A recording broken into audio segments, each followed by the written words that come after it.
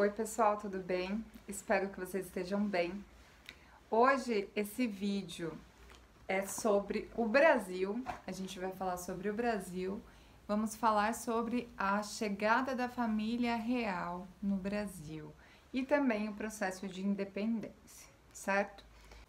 Vocês lembram que o Napoleão Bonaparte, ele invadiu Portugal porque Portugal quebrou o bloqueio continental, que era o pacto econômico em que Portugal só poderia fazer comércio com a França e não com a Inglaterra. Portugal quebra esse pacto e passa a comercializar de volta com a Inglaterra. Isso enfurece o Napoleão e faz com que ele invada Portugal para, matar o rei, a rainha, no caso, que era a Dona Maria. Aí foge toda a família real portuguesa com a corte. O que era a corte? Funcionários, pessoas nobres, o aparelho administrativo do Estado, todo mundo foge para o Brasil. Com a ajuda da Inglaterra, né? Então, essas relações comerciais de Portugal com a Inglaterra vai ser bem forte, são relações fortes. E com a invasão francesa seria melhor, né, que viessem para o Brasil para o reino ser deposto, morto ou qualquer coisa do tipo, né?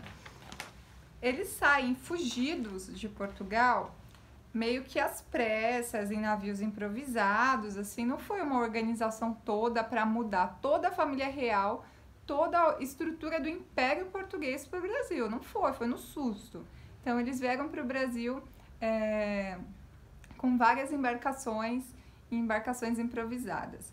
Saíram lá de Portugal em 1808, entre mais ou menos 12 a 15 mil pessoas que vieram em navios particulares e também embarcações do governo, né? Tinham 15 embarcações e 4 embarcações inglesas vindo ajudando essas 15 portuguesas. Então, 15 navios que vieram para o Brasil com a família real e toda a corte, com mais ou menos 15 mil pessoas, e 4 navios ingleses protegendo, porque o Napoleão poderia atacar, né, a corte e a família real no mar.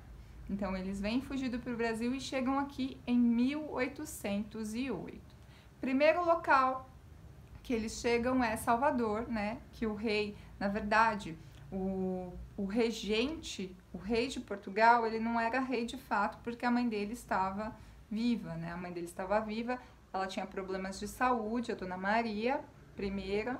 Então, quem tinha assumido o trono de Portugal era o Dom João, que na época era só Dom João, e depois ele vai virar Dom João VI, quando a mãe dele deixa mesmo, morre e ele assume o cargo, certo? Então, Dom João vem com a família real e chega em Salvador, em 1808. Ele fica 60 dias em Salvador, ele fica 2 meses lá e depois parte para o Rio de Janeiro, para assentar de fato o Império Português aqui no Brasil. No momento que a família real chega no Brasil, o Brasil deixa de ser colônia de Portugal e passa a ser sede do Império. O que é um império? Império é quando existe um rei, um reino que expandiu seu território, que dominou outros territórios. O Brasil era a dominação portuguesa, ou seja, era colônia de Portugal. A gente só podia comprar, vender, trocar com Portugal. A gente tinha um pacto colonial.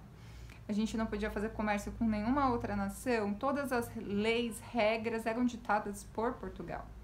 No momento que o rei chega aqui, isso tudo acaba e a gente passa a ser sede do Império. O rei estava aqui, então agora a gente poderia comercializar com quem quisesse, porque o rei vai abrir os portos. O que isso significa? Quando o rei chega lá em Salvador, ele já faz um decreto real dizendo que os portos brasileiros estavam abertos às nações amigas. As nações amigas de Portugal, né? No caso, mais especificamente, a Inglaterra. Falando um pouquinho sobre a viagem, antes deles chegarem aqui, não foi nada agradável não, né? Como vieram improvisadamente, tem um relato de portugueses no livro da Lilia Schwartz, falando como que eram as embarcações, que até o rei sofreu para chegar aqui no Brasil, e eu vou ler para vocês um pedacinho, tá? Ó, faltava cama onde dormir, cadeira, banco para sentar, deitando-se ao relento sobre as tábuas nuas dos convéses, sem prato certo onde comer, disputando em sórdidas gamelas nas cozinhas o alimento frugal. A tripulação era diminuta para tantos afazeres, e a limpeza a bordo deixava a desejar. A água era só para beber, e até as naus que conduziam o regente, a rainha e os príncipes eram pocilgas, infectas e aviltantes. E foi pela falta de asseio que as senhoras tiveram que raspar os cabelos para se livrar dos piolhos. Gente, quando chega a corte portuguesa aqui no Brasil, junto com o rei, tava todo mundo careca. Por que as pessoas estavam carecas? Porque eles tinham pegado uma infestação de piolhos dentro das naus, né, dos navios. E isso foi muito sério, né? Foi muito sério porque o piolho, ele passa para as pessoas, né? O piolho passa para as pessoas e não tinha higiene, não tomavam banho, a água era só para beber. O tempo que eles ficaram no navio, eles ficaram só bebendo água, não se usava água para mais nada. Então vocês imaginem. Quando o rei chega lá em Salvador, ele decreta, né, a abertura dos portos e passa a comercializar com a Inglaterra. Para a Inglaterra foi muito bom, porque vocês imaginem que a Inglaterra estava sofrendo o bloqueio continental do Napoleão. Então o comércio não estava lá essas coisas e a Inglaterra já tinha se industrializado, né? Ela produzia, a nação produzia manufaturas. E essas manufaturas eram vendidas para todo mundo da Europa, inclusive para Portugal, que revendia para o Brasil. Agora a Inglaterra poderia revender direto, né? Vender direto para o Brasil, porque o rei estava aqui e os portos estavam abertos. É nesse momento que acontece o fim do pacto colonial. O rei chega aqui em 1808, em 1810, ele vai fazer com a Inglaterra um tratado, que é o Tratado de Navegação e Comércio, que ele vai definir as medidas alfandegárias, ou seja, as medidas de entrada e saída de produtos, né? Os impostos e tudo mais. E determinava o seguinte, que a Inglaterra pagariam 15% de impostos de taxa alfandegária para entrar os produtos aqui no Brasil, os portugueses 16% e as outras nações 24%. Ou seja, quem estava mais beneficiada com a vinda da família real para o Brasil era a Inglaterra, porque eles pagavam menores impostos, até menores do que Portugal. Imaginam os portugueses se eles vão ficar satisfeitos com isso. Não vão ficar, não.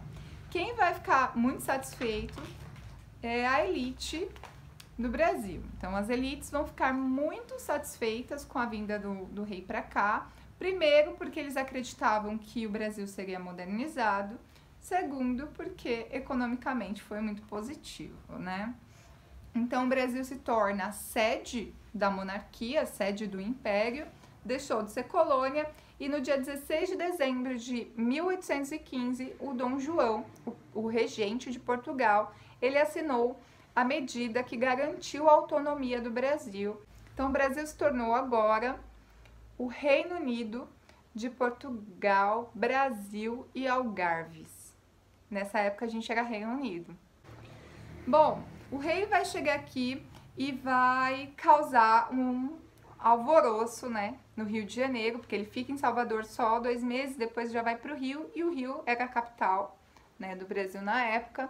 Então ele vai se instalar, e para se instalar ele não tinha que instalar só ele levou 15 mil pessoas com ele, então tinha que instalar toda a corte lá no Rio de Janeiro. Então alguns ricos latifundiários, né, proprietários de terras no Brasil, vão ceder suas casas ou suas casas que eles tinham além, né, da casa que eles moravam, suas terras para o rei, né? Quando ele chega aqui, ele vai despertar muita curiosidade da população. Então, depois que a Dona Maria I morre, o Dom João ele vai virar o rei de fato de Portugal, Brasil e Algarves. Ela morre em 1816. Então, quando ele vem para cá, ela tá viva, ele ainda era regente. Em 1816 ela morre e ele vira o rei de fato.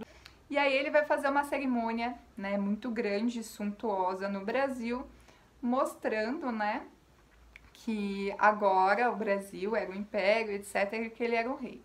E ele manteve uma tradição que era comum em Portugal, mas não era comum no resto da Europa, que era o dia do beijamão. Eu vou mostrar para vocês uma imagem, uma obra, em que o rei recebia todas as quartas-feiras, tá?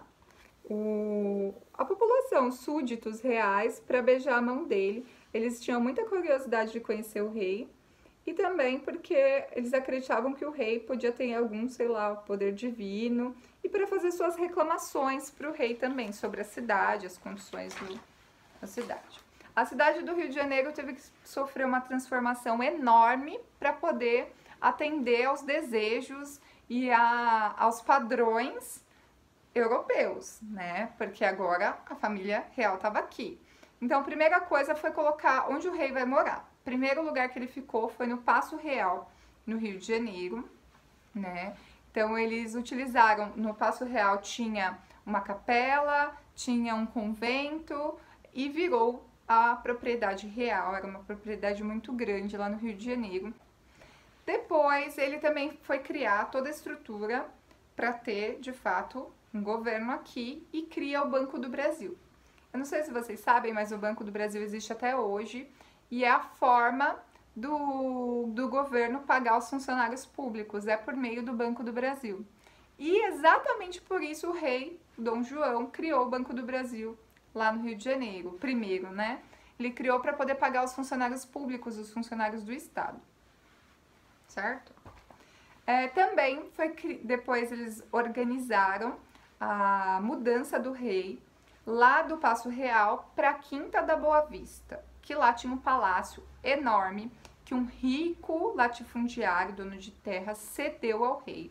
Bom, também foi aberto no Rio de Janeiro a Biblioteca Real, tá? Então trouxeram muitos livros lá de Lisboa. Acredita-se que mais de 60 mil livros vieram da Europa, né, de Portugal, para a região do Rio, para poder compor essa biblioteca.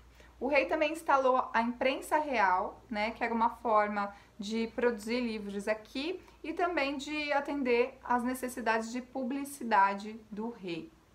Outra questão, outra coisa que foi aberta aqui no Brasil, uma inovação lá no Rio de Janeiro, uma modernização do Brasil, foi a Faculdade de Medicina e Cirurgia. Essa faculdade foi muito importante porque foi a primeira que vai ser instalada, uma no Rio de Janeiro e uma em Salvador. Então é assim que começa o ensino superior no Brasil. O Teatro Real também, porque teriam peças, o rei vai assistir. Também vai ocorrer a Missão Artística Francesa. Em 1816, o Dom João ele vai acolher vários artistas fugindo da França, do Napoleão, e vão vir para o Rio de Janeiro e vão pintar a família real, vão pintar o cenário do Rio de Janeiro, o que eles viam, o trabalho das pessoas. Então, o que a gente tem de obras de arte desse período foi da missão artística francesa, tá? Um dos caras muito importantes nessa missão, um dos artistas, foi o Rugendas. Depois eu vou mostrar umas imagenzinhas do Rugendas para vocês, tá? Ele representou muitos escravizados no Brasil. Também vai ter o Debré, que a gente vai falar mais pra frente. Ele fez muitas obras voltadas para a escravidão. Então, ele pintava os cenários da escravidão. Bom. E o Jardim Botânico, no qual trouxeram milhares de plantas e, típicas de vários lugares do mundo para o Brasil. E que até hoje tem muitas espécies de vegetais e é um local muito importante de estudos biológicos. Mas no primeiro momento foi tudo alegria. Quando o rei chegou, estava todo mundo muito feliz, todo mundo curioso sobre como era a família real e etc. Mas depois as insatisfações vão começar a surgir. Primeiro porque a cobrança de impostos do rei aumentou, obviamente, veio toda a corte para cá, ele precisava manter a corte, 15 mil pessoas alimentadas, vivendo com trabalho. E a política real, é ali que nasce a corrupção no Brasil, a política real era colocar todos os funcionários públicos amigos do rei, Então, para sustentar toda essa organização, a estrutura administrativa, foi necessário aumentar os impostos e as pessoas não vão gostar. Mesmo os apoiadores, da vinda do rei, vão começar a ficar insatisfeitos com isso. Quem era mais pobre, quem era escravizado, a vida não mudou muito porque eles já eram explorados antes, né? Lá em Pernambuco, em 1817, vai ocorrer a Revolução de 17 ou Revolução Pernambucana. O que vai acontecer lá naquela região? Além de tudo isso, os grandes impostos, né, eles vão sofrer com uma queda nas exportações, na produção de alimentos, né, de gêneros. O preço dos alimentos vai subir muito lá. E eles vão produzir, mas eles não vão vender. Então, isso vai gerar um problema, além da seca, uma grande seca que eles vão ter. Isso gerou uma crise econômica muito grande em Pernambuco, e eles tinham um sentimento que o rei deixou a população do resto do Brasil de lado, simplesmente não se importou, não tinha nenhum apreço pelas elites brasileiras que não fossem lá do Rio de Janeiro. Então começaram um movimento separatista em Pernambuco. Vários grupos, né, entre proprietários de terras, militares, padres, populares, intelectuais, comerciantes, todo mundo se reuniu para separar Pernambuco do resto do Brasil, tá? A bandeira da Revolução Pernambucana, essa daqui, tá? Se eu não me engano, é a bandeira que até hoje representa Pernambuco. Eu acho que só as estrelas que mudou, tá? O grupo foi denunciado, esse grupo de revoltosos, de separatistas foi denunciado, e o governo começou logo a tomar medidas para suprimir esse movimento, para repreender o movimento. E aí, obviamente, muitos foram mortos, outros foram feridos, e o rei começa a pensar que nem todo mundo estava feliz aqui no Brasil. Aí, o que vai ocorrer também é que em 1820 o rei ainda estava aqui no Brasil. A saída do rei de Portugal para vir para o Brasil foi uma saída momentânea por conta da invasão, né, da promessa de invasão do Napoleão. Então o rei sai e vem para o Brasil com toda a corte. Portugal fica lá. As elites portuguesas, né, quem não fazia parte da corte, permaneceu lá. Tinha um parlamento, né? Tinha até um parlamento. Chegou uma hora que Portugal estava em crise econômica, numa situação difícil, não tinha mais o pacto colonial com o Brasil, ou seja, eles não estavam mais comprando produtos baratos do Brasil e vendendo produtos caros para o Brasil, porque era assim, né? E aí o que acontece? Eles começam a pedir para o rei voltar para Portugal.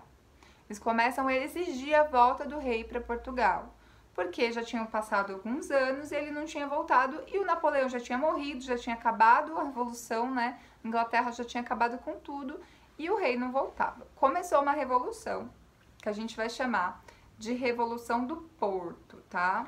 Vários grupos de liberais, parlamentares, queriam proclamar uma nova estrutura política para Portugal. Ou seja, eles iam fazer uma constituição e o rei ia deixar de ser rei, né? Eles iam colocar uma nova liderança no poder de Portugal. E isso era uma forma de ameaçar o rei, tipo, ou você volta ou acabou, não vai ser mais rei de Portugal.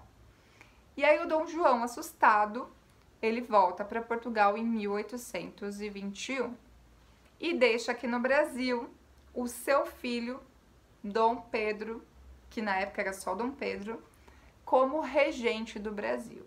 Ele não queria ir, mas ele foi forçado pelas elites portuguesas a voltar. Deixa o Dom Pedro aqui. Mas os parlamentares, os políticos portugueses não estavam nem um pouco satisfeitos com o rei lá e o regente aqui, porque eles queriam recolonizar o Brasil. Eles queriam que Dom Pedro e toda a família real voltasse para Portugal e o Brasil voltasse a ser colônia de Portugal. Só que era um caminho meio complexo, porque Dom João estava lá, ele mandou uma carta pro filho dele aqui no Brasil, pedindo para ele voltar. E o filho dele estava falando, mas pai, eu não posso voltar, as elites daqui já estão descontentes, as elites daqui já estão influenciadas pelas ideias de liberdade, provavelmente se eu voltar eles vão declarar independência e tudo mais. Já tinha ocorrido a independência dos Estados Unidos, né, já há bastante tempo. Então, o rei fica num impasse. Mas mesmo assim, as lideranças políticas portuguesas mandam uma carta obrigando o Dom Pedro a voltar para Portugal. O dia do fico é o dia que o Dom Pedro manda essa carta para o pai, falando que ele não vai voltar para Portugal. Ele desrespeita as ordens, né, da corte, dos políticos portugueses e do próprio pai, que estava lá em Portugal e pediu para ele voltar. A ideia dele era, se eu ficar aqui, eu participo da independência, talvez. Se eu for para Portugal, a independência vai ser uma independência das elites daqui. Portugal não vai estar mais em contato com o Brasil. E aí, ele diz para o povo que, se era em benefício de todos, ele ficaria no Brasil. Claro, não era todo mundo que queria Dom Pedro aqui, mas as elites do Rio de Janeiro ficaram satisfeitas por ele ter feito esse pronunciamento, né? Aí, pouco tempo depois, percebam que o dia do fico foi em 1822, né? No dia 9 de janeiro de 1822. Em setembro de 1822, políticos portugueses mandaram tropas lá de Portugal aqui para o Brasil para buscar o Dom Pedro. Tipo, a força. Você não vai? A gente te busca. E aí ele estava numa viagem, o Dom Pedro, né, o filho do rei, que estava como regente no Brasil. Ele estava numa viagem em São Paulo. Ele veio aqui a negócios e ele foi visitar a sua amante, a Domitila. O Dom Pedro ficou muito conhecido por ter várias amantes. Ele tinha uma esposa, né, a Dona Leopoldina, que ele se casou aqui no Brasil, aliás, no Rio de Janeiro, logo quando chegou. E tinha várias amantes pelo Brasil todo, São Paulo, Rio de Janeiro, mas a amante fixa, né, que ficou mais famosa dele era a Domitila. E tem um museu aqui em São Paulo, lá perto da Sé, da Praça da Sé, que é o Solar da Marquesa de Santos, que era a casa que o Dom Pedro deu pra ela. Isso é a parte da fofoca, tá, gente? Mas voltando, o Dom Pedro, ele estava nessa viagem em São Paulo e aí ele recebe uma carta dizendo para ele voltar para o Rio de Janeiro, né? Voltar que o exército, né, os militares lá estavam esperando ele no palácio. E ele percebeu que era para ele voltar para Portugal, iam forçá-lo a voltar para Portugal. E aí, nesse momento, no dia 7 de setembro de 1822, às margens do rio Ipiranga, o Dom Pedro declara a independência do Brasil. E ele faz um discurso que é assim, ó. Amigos, as cortes querem escravizar-nos e perseguem-nos. De hoje em diante, nossas relações estão quebradas. Nenhum laço nos une mais. Laços fora, soldados. Viva a independência, a liberdade e a separação do Brasil. Pelo meu sangue, pela minha honra, pelo meu Deus, juro fazer a liberdade do Brasil. É tempo, laços fora, independência ou morte. Então ele grita independente de seu morte lá nas margens do rio Ipiranga. Claro, tem um quadro muito famoso, que é o quadro do Pedro Américo, que representa muito o que foi esse momento da história. Só que é uma criação a mando do governo. Então, olhem esse quadro. Esse é o quadro da independência, em que o Dom Pedro tá aqui no centro, ó. Ele bem aqui, em cima do seu cavalo, com uma roupa muito chique militar, com a espada, gritando independência ou morte. Foi assim o processo de independência? Gente, não, né? Principalmente porque, para viajar longas distâncias do Rio a São Paulo, eles iam de mula, ninguém ia de cavalo. Segundo, que ninguém usava essas roupas aí pomposas, né? Não tinha tudo isso de gente. A guarda real não tava com o Dom Pedro nesse momento. Ele não estava acompanhado assim, né? Não existia isso. Ele tava com meia dúzia de pessoas, simples, em cima de mulas, não tinha nenhuma dessas roupas simples de viagem, muito calor no Rio de Janeiro. E ele não faz todo esse discurso pomposo para declarar a independência. Mas, claro, a ideia que a gente tinha de independência era essa, porque esse foi o projeto, né, dele, de mostrar que... Dele não, a gente já estava quase na República, né? Um projeto de criar um ideário da independência brasileira, para deixar ela bonita, a independência brasileira.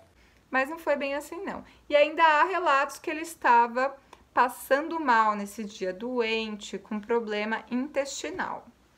Então, né?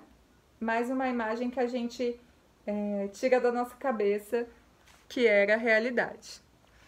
Bom, E é isso, o Brasil, enfim, se torna independente no dia 7 de setembro de 1822. Isso não quer dizer que vai estar tudo certo depois da independência. Portugal não vai aceitar durante um tempo nossa independência, mas a Inglaterra apoia a independência do Brasil, as elites também, e o Dom Pedro fica como o imperador do Brasil, certo? A gente volta no próximo módulo, no próximo vídeo, para falar um pouquinho mais sobre o processo de independência. Beijinhos a todos, tchau, tchau e façam as atividades.